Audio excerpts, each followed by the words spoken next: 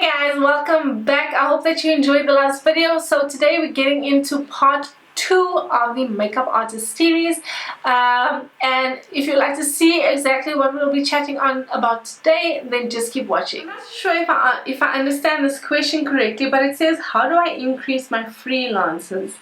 I have the talent training, but I lack freelancers. My understanding of this is, and I don't know if I'm right, it's just how do I increase the amount of freelance jobs that I get. Again, like I said, networking and promoting your makeup is one of the biggest things. Also, word of mouth is very good. You just need to make sure that you are, in terms of professionalism and your work ethic, as well as your work, like your makeup, what it looks like, is good, and you will be able to just constantly get clients from word of mouth because of this. And you find that over time, the more you work, the more you get referred, and then people just book you. But like I said, always just be posting your clients on your social media, promoting it if you need to, because that's the only way that you're going to freelance in this industry is, and be like booked well enough as a freelancer in this industry, because people are aware of you all the time. Where do I start? My passion is to make people beautiful, but I don't know where to start. Just start. For me, it was very scary moving from advertising and a stable income and a 25th of the month I'm getting paid, to working for myself. And you basically just have to start. There's no right way to start. There's no set out equation that's going to get you clients and bookings and, you know, the right makeup kit. But you just need to start somewhere and then build on that and constantly be evolving and changing and growing as a makeup artist, growing your skill set, growing your product base, just working on yourself as a makeup artist. As you go along, you learn a lot of new things. I'm certainly a very different makeup artist in comparison to when I started, and that's just because I've grown over the years and I've worked and changed things, and also learn a lot from makeup artists in the industry. So we don't always know everything, and I'm constantly learning when I work with other people on set. And you can do this by just starting. Just start. How do I gain experience without being considered cheap?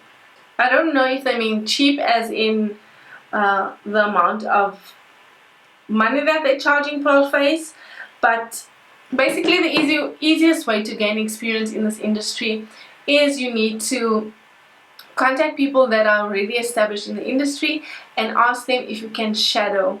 You may not necessarily get paid for the job, but you need to do some hours that is like kind of paying your tax in this industry by putting in the work, whether you're getting paid or not.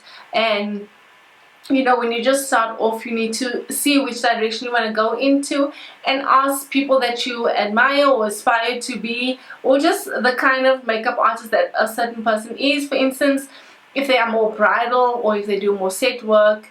Sometimes with set work it is a bit tricky to have someone shadow you, because if you're not, they don't necessarily like a lot of people on set who are not actually booked. But you can find out from people if you can shadow. I'm talking too much. You can find out from people if it's possible for you to shadow them, if you can just spend a couple of days just also working on your experience. You may not necessarily go and do makeup there, but you can learn from them, or they may just have you powdering people or doing slight touch-ups and that kind of thing. But you are gaining experience. You are also opening your understanding to how a certain industry works. And when I say industry, I mean like a bridal environment versus a set environment versus a photo shoot, magazine shoot, that kind of thing. It's all different. So figure out exactly what it is that you want to do, if it's only one thing, and try and shadow and just do your time and pay your tax on that thing, and you're going to learn a lot. So this question is, should you follow the same steps for every client? Does it depend on the face? For me, with each client, I kind of have a set way that I work.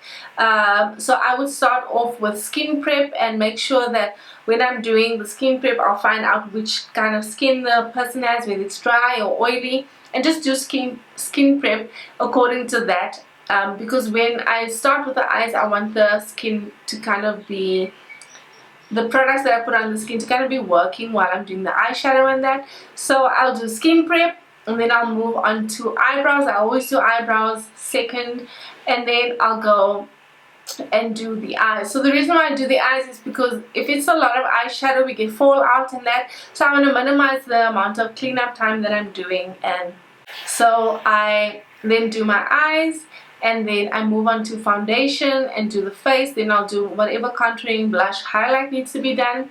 I'll do the lips, and then I'll end off with lashes, and if I need to set with the fixing spray, that's what I will do. So I do this for most clients, unless it's like a shoot where we don't require shadow and that, then I'll just focus on skin and just do my eyebrows and stuff. But that's kind of how I've gotten to working fast and faster, is because I have a certain way and there's a certain step that I work in, and it just allows me to kind of get things out of the way, because that's kind of my routine of working. Who are some of the YouTubers that you feel taught you the most? I definitely learn a lot from international YouTubers.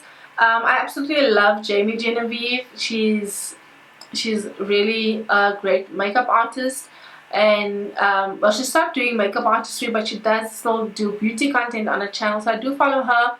I also love Carly Bible.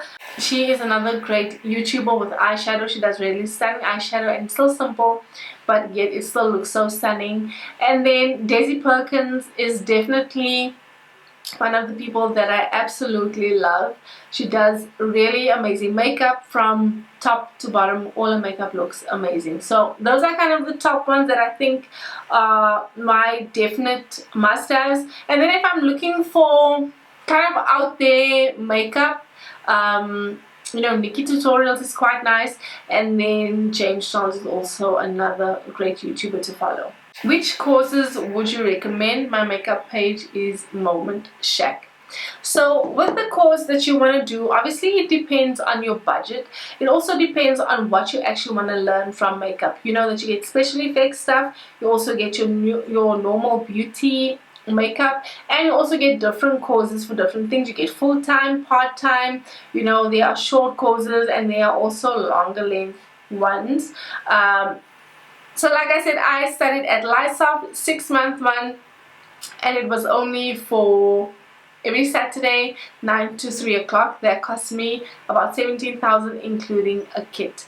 I can't say about other places because I haven't actually studied there, but I know that people go and study at Cole Makeup.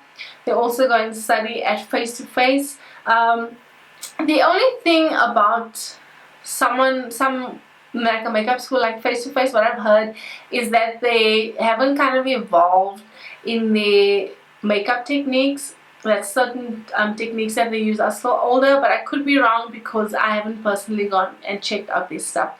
So it depends on where you want to go to and what you want to study. If it's specifically special effects, then there are places like MUD, the MUD school.